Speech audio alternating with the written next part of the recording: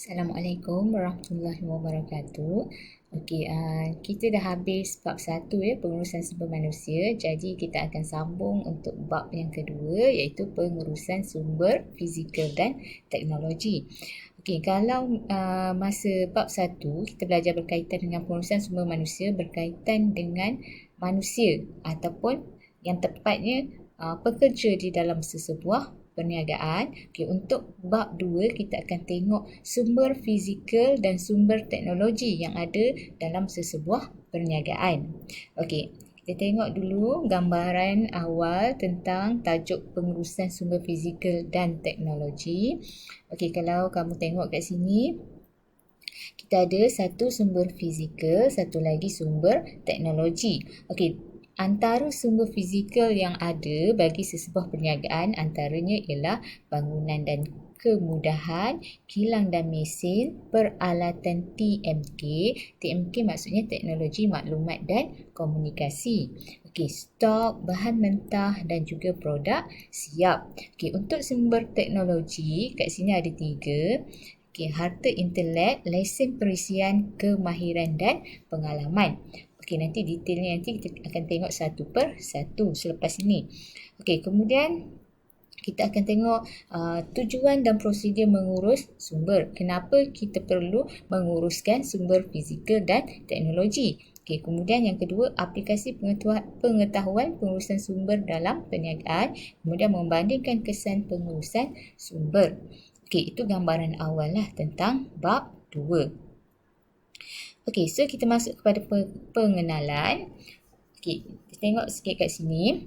Okey, kejayaan sesebuah perniagaan dipengaruhi oleh pengurusan sumber fizikal dan sumber teknologi yang cekap.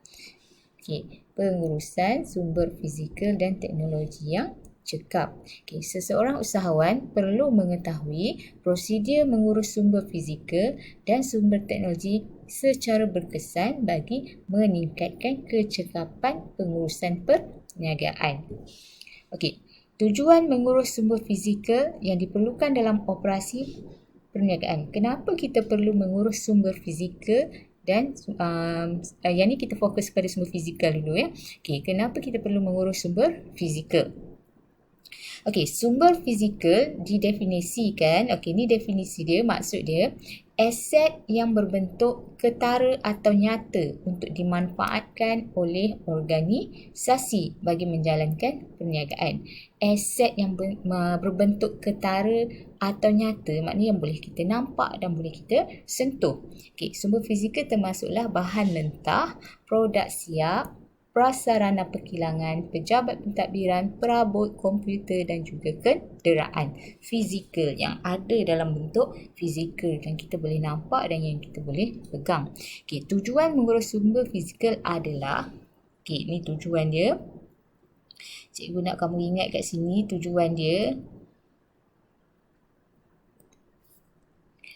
Okey, sini tujuannya.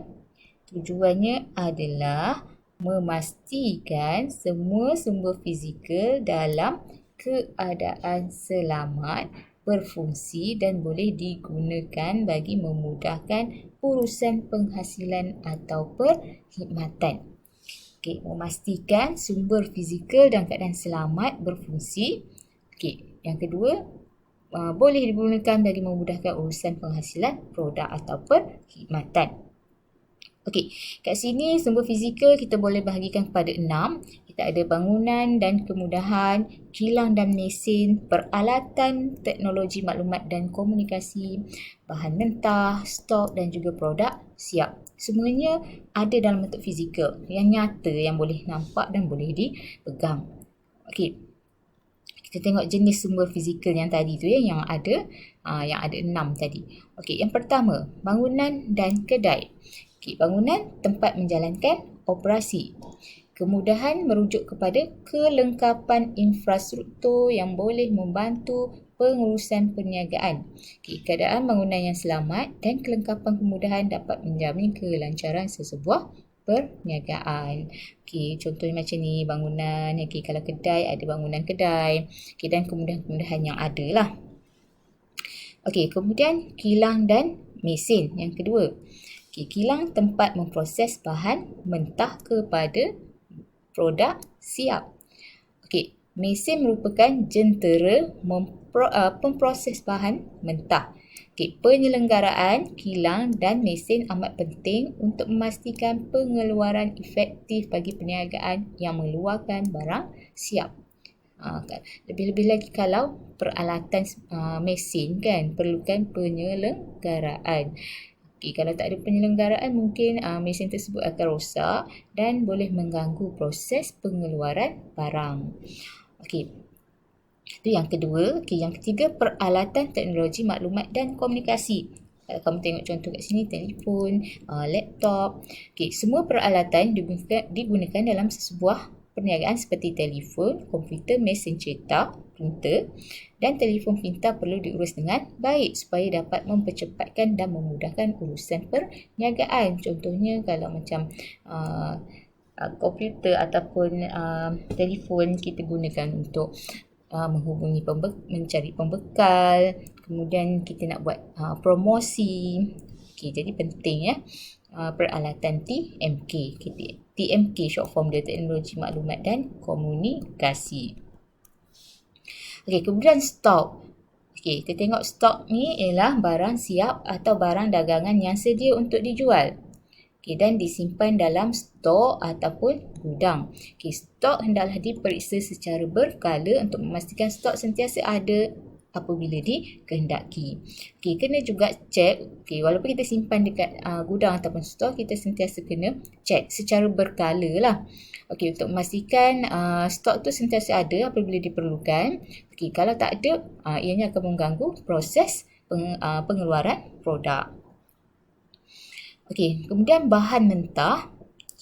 Bahan mentah digunakan untuk pengeluaran barang untuk menghasilkan barang lain atau barang siap. Bahan mentah perlu diurus dengan teliti supaya tidak berlaku kerosakan pada bahan mentah sebelum diproses. Contohnya macam padi, kita nak proses menjadi beras, kemudian kelapa sawit, kita nak proses menjadi minyak. Ini merupakan bahan mentah. Kemudian yang terakhir ialah produk siap. Produk siap ialah barang akhir setelah siap diproses dan sedia untuk dijual di pasaran. Terdiri daripada barang keperluan dan barang kehendak. Kalau tengok contoh kat sini, minyak. Minyak ni adalah barang keperluan yang digunakan setiap hari untuk memasak kan. Kalau macam sofa yang cantik ni adalah keperluan. Kehendak. Maknanya kalau tak ada tu masih tak apalah kan, masih okey lagi. Produk siap perlu diurus dengan sistematik bagi memastikan kualiti produk berada dalam keadaan baik. So, kita refresh balik tadi, kita ada 6 sumber fizikal, kita ada bangunan dan kemudahan, kita ada kilang dan mesin, peralatan TMK, kemudian stok, bahan mentah dan produk siap. So, ni kamu kena hafal lah ya. Kemudian kita tengok prosedur mengurus sumber fizikal yang diperlukan dalam operasi sesebuah perniagaan. Macam mana kita nak menguruskan sumber fizikal yang kita ada tadi. Sesebuah perniagaan perlu mempunyai standard dan prosedur dalam pengurusan sumber fizikal.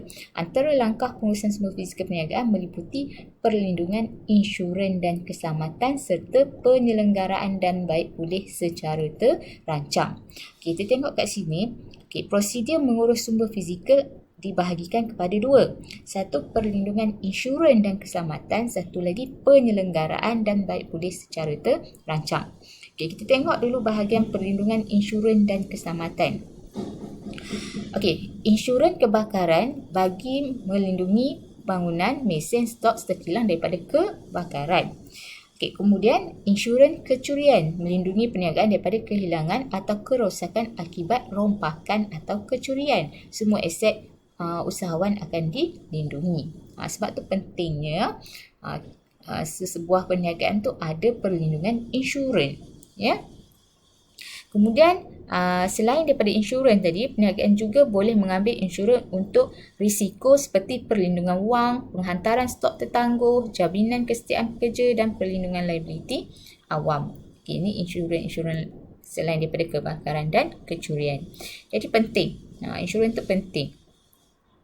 Kemudian penyelenggaraan dan baik pulih secara terancang, ini terutamanya untuk mesin dan juga peralatan TMK.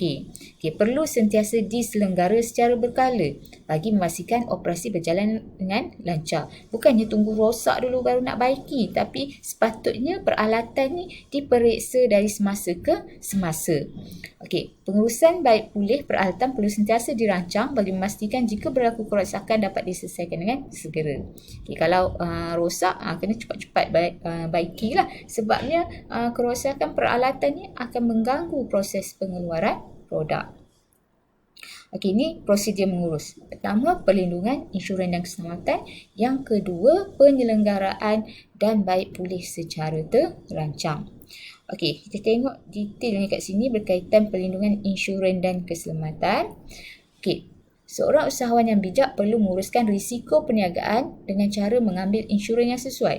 Okey, menguruskan risiko. Contoh risiko kebakaran tadi, risiko kecurian dan sebagainya. Okey, terdapat pelbagai jenis insurans yang boleh diambil oleh usahawan untuk melindungi sumber fizikal mereka seperti kebakaran, kecurian, penghantaran barang tertangguh. Contohnya dalam waktu penghantaran tu tiba-tiba ada apa-apa problem lah yang menyebabkan penghantaran tu tertangguh dan lewat. Okey, dan kehilangan atau kerosakan barang. Contohnya macam on the way penghantaran, tiba-tiba customer ataupun pelanggan dapat barang yang telah rosak ataupun hilang. Okay, usahawan juga mengambil insurans lain untuk melindungi perniagaan dan pekerja seperti perlindungan wang, perlindungan penyakit berjangkit dan perlindungan penyakit kritikal. Okay. Selain itu, usahawan perlu memastikan bangunan kilang dilengkapi alat pemadam api. Okey, tadi kita banyak sebut pasal insurans kan? Okey, tapi dalam prosedur mengurus kita ada perlindungan, insurans dan keselamatan. Okey, yang perenggan bawah ni tentang keselamatan. Okey, semua bangunan dan kilang dilengkapi dengan alat pemadam api, kamera litar tertutup, CCTV, alat penggera dan mempunyai laluan kecemasan. Semua pekerja yang mengendalikan mesin mesti mempelajari cara-cara menggunakannya dengan betul. Pastikan semua mesin memenuhi piawaian keselamatan yang ditetapkan. Ini untuk keselamatan. Maknanya bangunan, tak kira lah kedai ke ataupun kilang ke, mesti ada pemadam api, alat pemadam api, CCTV, alat penggera dan juga laluan kecemasan. Okey, ini yang pertama, perlindungan, insurans dan keselamatan. Okey, yang kedua, penyelenggaraan dan baik pulih secara terancang. Okey, ini merupakan tindakan teknikal dan pentadbiran sama ada untuk mengekalkan atau memulihkan sumber tersebut. Okey, supaya dapat berfungsi dengan baik. Okey, penyelenggaraan dan baik pulih secara berkala. Berkala ni maknanya ada waktu-waktu tertentu lah, bukannya setiap hari ya. Kita dapat terhadap sumber fizikal dapat memastikan kelancaran produktiviti perniagaan. Okey, keadaan ini secara langsung dapat menjamin pengeluaran dan keuntungan perniagaan. Okey, penyelenggaraan melibatkan penyediaan jadual pemeriksaan untuk memastikan kerosakan peralatan dapat dicegah sebelum peralatan rosak. Maknanya ada jadual penyelenggaraan bagi setiap peralatan. Bukannya tunggu dah rosak ya. Kerja-kerja pembaikan perlu dilaksanakan bagi membaiki peralatan yang bermasalah. So itu je untuk penyelenggaraan dan baik pulih secara terancang. Okey, kita refresh balik tadi. Sumber fizikal kita ada 6. Okey, sumber fizikal ni adalah aset yang kita gunakan dalam operasi perniagaan kan. Okey, ada 6 tadi. Yang pertama bangunan dan kemudahan. Kemudian kita ada kilang dan mesin, kita ada peralatan TMK, stok, bahan mentah dan produk siap. Kemudian kita ada 2 prosedur mengurus. Yang pertama perlindungan, insurans dan keselamatan. Yang kedua penyelenggaraan dan baik pulih secara terancang.